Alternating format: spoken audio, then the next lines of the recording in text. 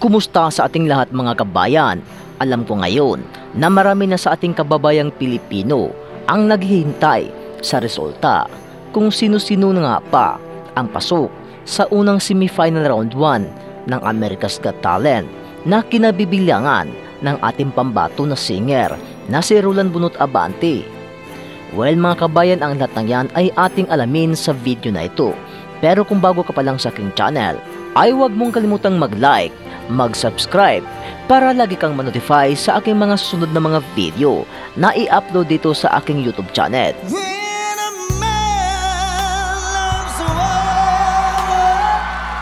Halos 2 buwan na po mga kabayan ang nadaan na ating nakikita sa audition ang ating pambato na si Roland Bunot Abante. Well mga kabayan, sa loob ng 2 buwan, alam nyo ba na umabot lang naman ng 10 million views sa YouTube ang views sa kinanta ng ating pambato, malayo man sa 50 million views ng isang pottery Aryani ang naka-golden buzzer at isang proud na Indonesian. Ngunit isa pa rin itong malaking tagumpay sa mga kababayan ng ating pambato na si Roland Bunot Abante. Kaya posible mga kabayan na ngayon, August 22, 2023 at bukas ang resulta sa mga performer na unang naglaban-laban para sa semifinal round 1 ng America's Got Talent, at posible doon ay kasama na itong si Bunot Abante. At take note mga kabayan na sa bawat performer ay may kategory at napasama doon ang ating pambato na si Bunot Abante sa mga matitibay na mga singer.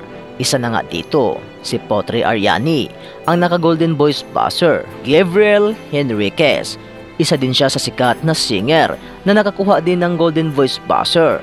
At itong si Lavender Darcangelo at marami pang iba mga kabayan. At take note lang po mga kabayan na sa bawat 11 performer ay 2 lang doon ang pwedeng makapasok at maka-advance para sa next round. At weekly po ang paglaban-laban dito ng mga performer na pasok sa semifinals. Kumbaga mga kabayan, ngayon, August 22, 2023 at bukas ay magkaalaman kung sino ang nananalo. At balik naman dito sa August 29 at sa August 30 ay doon na rin magkaalaman ang resulta kung sino ang nananalo at maka-advance para sa next round ng semifinals.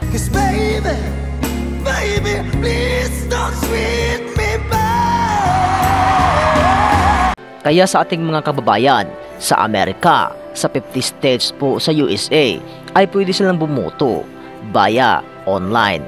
Pero mga kabayan, tayo dito sa Pilipinas ay hindi po pwede dahil may system po ang America's Got Talent kung sino lang po ang pwedeng makaboto. Sana hopefully po sa ating mga kababayan, iboto nyo po ang ating pambato na si Roland Bunot Abante.